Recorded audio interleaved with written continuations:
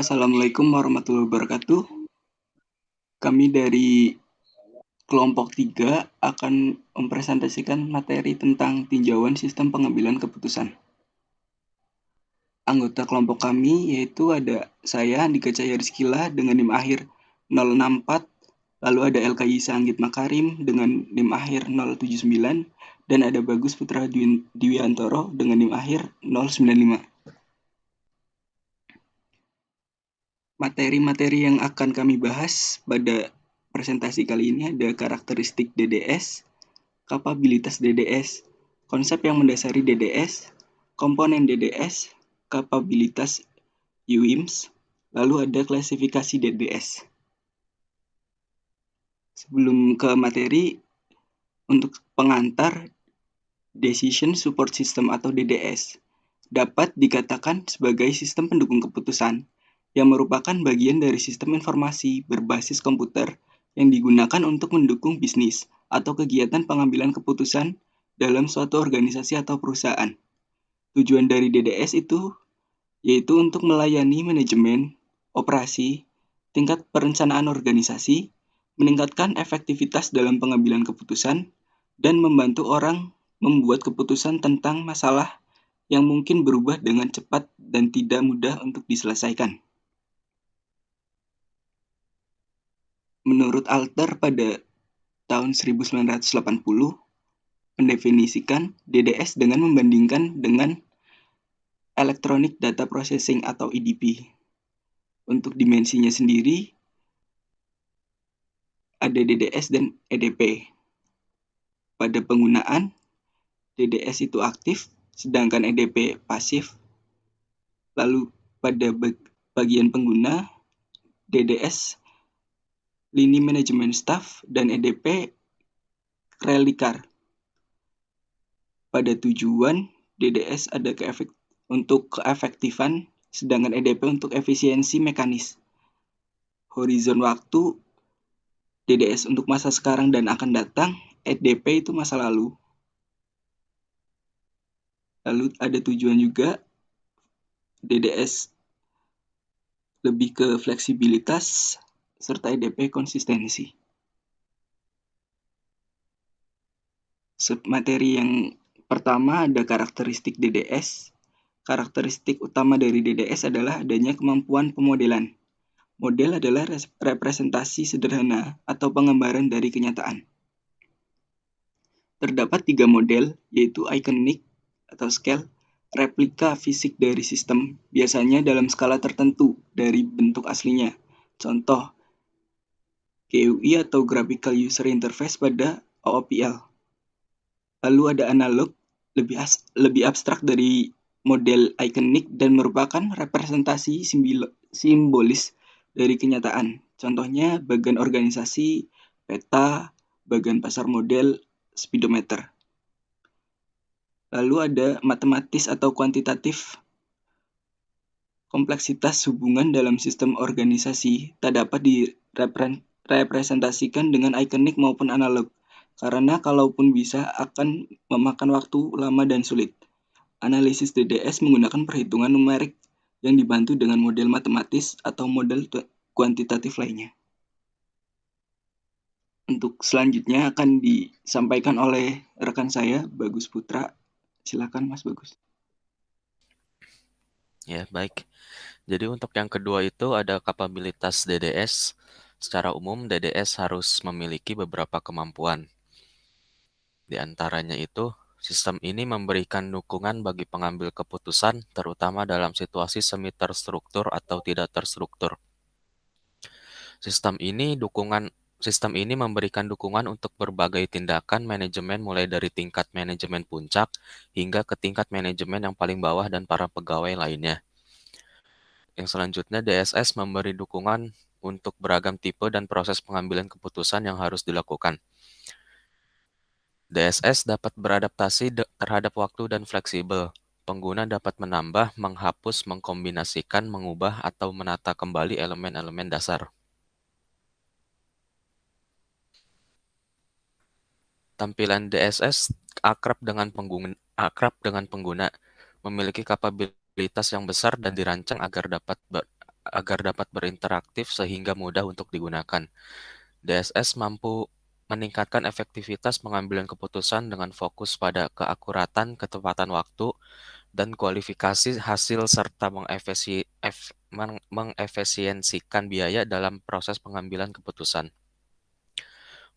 Pengambilan keputusan memiliki kendali yang lengkap atas seluruh langkah proses pengambilan keputusan dalam pemecahan masalah.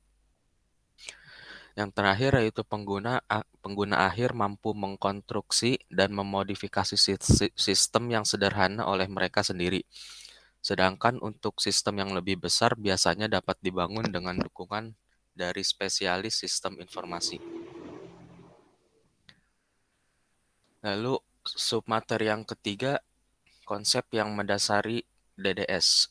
Beberapa ahli memberi pengertian mengenai DDS yang dapat dirangkum menjadi konsep yang mendasari DDS. Yang pertama itu dari Gorey dan Scott Morton yang berisikan tentang tipe masalah dan fungsi sistem. Yang kedua ada Alter tentang pola penggunaan dan tujuan sistem. Yang ketiga ada Moore dan Chang ada pola penggunaan dan kapabilitas sistem. Yang keempat, komponen DDS. Secara umum terdapat 3 komponen DDS dan subsistem yang hampir mirip dengan komponennya. Hanya terdapat tambahan knowledge management atau subsistem opsional ini dapat mendukung subsistem lain atau bertindak sebagai komponen independen.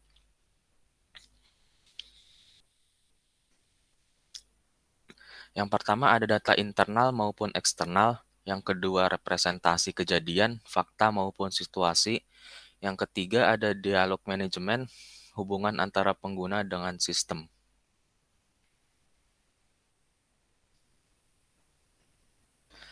Yang selanjutnya ada kapabilitas UIMS yang akan dijelaskan oleh rekan saya El Kaisa.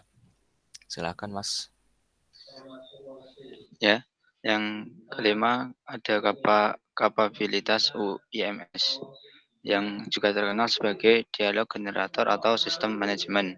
Pada sistem lanjutan, komponen antarmuka pengguna dapat menggunakan objek standar, misalnya menu pull down, bottom, browser internet melalui UIMS ini.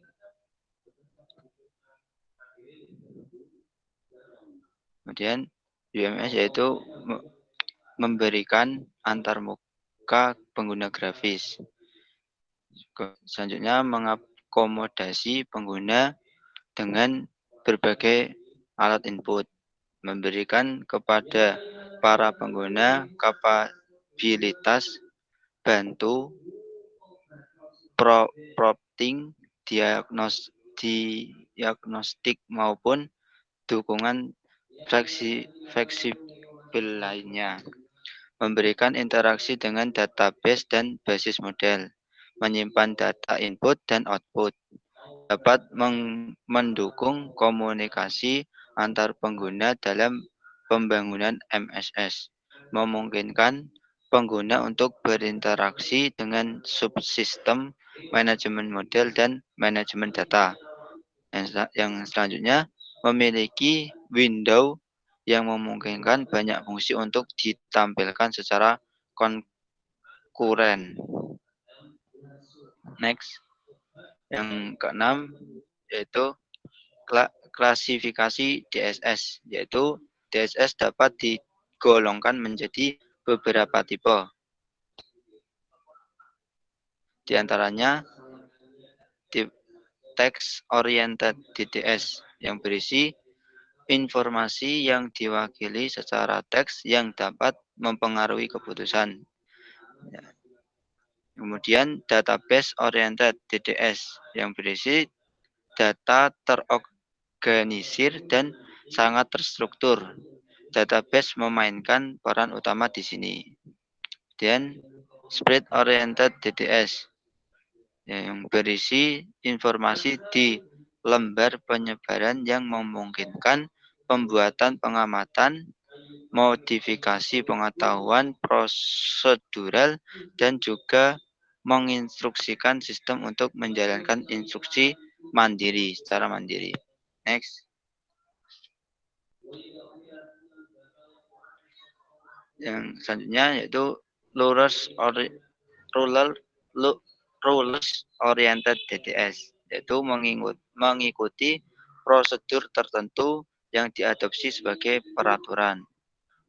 Selanjutnya solver oriented DDS, didasarkan pada pemecahan yang merupakan algoritma atau prosedur yang ditulis untuk melakukan perhitungan tertentu dan jenis program tertentu. Yang selanjutnya Compound DDS, dibangun dengan menggunakan 2 atau lebih dari 5 struktur yang dijelaskan di atas tadi. Next. DDS yang baik ialah yang sederhana, dapat diandalkan, mudah dikomunikasikan, menyesuaikan terhadap penggunanya, lengkap pada masalah-masalah penting. Jadi untuk masalah-masalah yang umum, kemudian mudah berkomunikasi dengannya. Next. Terima kasih. Sekian presentasi dari kelompok kami. Banyak kesalahan, mohon maaf yang sebesarnya. Assalamualaikum warahmatullahi wabarakatuh.